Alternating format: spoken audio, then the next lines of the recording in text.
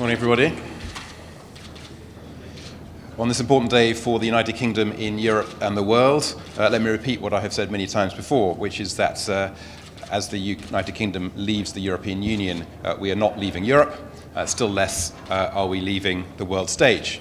The United Kingdom will always be a permanent and leading member of the UN Security Council, and as part of that responsibility, I have just chaired the Security Council this morning as its president for the month of March this morning on Yemen. And in my presidency capacity, let me give you a readout of the discussions on Yemen. We heard from the UN Special Envoy for Yemen, Ismail Sheikh Ahmed. The Council was fully supportive of his tireless efforts to find an end to the conflict. We also heard from my Japanese colleague, who is chair of the Sanctions Committee, and we fully support him as well. The situation in Yemen is increasingly grave and distressing. Civilians are paying the highest price for the ongoing violence. Addressing the humanitarian crisis will continue to be challenging whilst the conflict continues. It's essential, therefore, to prioritise progress towards a sustainable political solution. This represents the only way to bring long-term stability to Yemen. The Security Council called upon all parties to engage meaningfully with the Special Envoy's proposals for peace and to make progress towards a ceasefire and an enduring political settlement.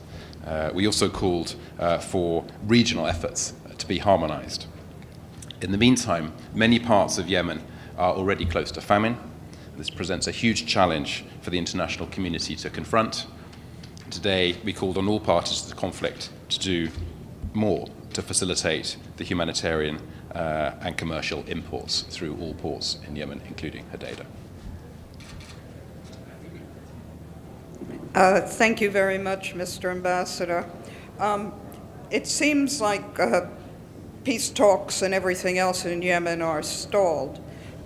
Did the Special Envoy give you any new ideas, new efforts that he's making? And when you just mentioned regional efforts, what specifically were you referring to? I think there's no absence of ideas, proposals out there on the Yemen peace process. What we need is a commitment from the parties to engage with those ideas. And he was, I'm sure he can speak for himself, but he was setting out the ideas that he has been putting forward for some time now. He was sticking with those proposals as the right ones around which the parties need to rally, but he did not display his usual optimism. Mr. Ambassador, can you tell me, in your presidential capacity, what was the Security Council reaction to stepped-up efforts by the US in backing the Saudis' military campaign in Yemen? Well, all of the Security Council members put forward their own positions, and what I've just read out is the Security Council's collective view. Of course, there are different emphases put by different members of the Security Council. In my national capacity, I can say the UK, like the United States, continues to support the Saudi-led coalition. Yes. Thank you, Mr. Ambassador. I have actually two small questions. One, did Saudi Arabia ask the Security Council or the United Nations to be in charge or supervise Al Hodeidah port? This is one. And second question, if Ismail Wuld Sheikh has a new peace plan before different from the one he submitted last October. Well, on the big picture first, the proposals that he submitted in October have been updated since then, and when he talked to us previously, he set out the differences. On this occasion, he was not setting out a new plan. He was repeating what was in the existing plan and continuing to say that is the plan around which the parties in Yemen must rally in the pursuit of peace, which is what the people of Yemen need. On the specifics about whether Saudi Arabia has asked the UN or anyone else to provide oversight of the port of Hodeidah, that did not, in those terms, come up today.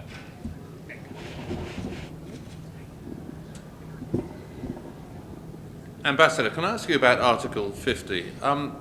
What practical effect does the triggering of Article 50 have on your daily interactions with other diplomats within the European Union, and I wonder what their mood is. One European diplomat put it to me that Britain has shot itself in the foot and the EU will now shoot it in the other foot. I just wonder, what have people been saying to you about how the nature of the negotiations over the next 2 years? Well, first of all, as you know, Nick, the UK continues to be a full member of the European Union until the end of the 2-year process, which the Prime Minister triggered today. In that time, the United Kingdom at the UN will continue to fulfil our Lisbon Treaty obligations, which are to put forward in the Security Council common positions of the European Union where they exist, and to operate transparently with my colleagues from across the other EU member states, and we do that through coordination meetings, which happen every week. In the longer term, as I have said repeatedly, the UK is leaving the EU but is not leaving Europe. We're not leaving the world stage. Our presence on the world stage is in many ways represented here at the Security Council, where we were a permanent member of the Security Council before we joined the EU.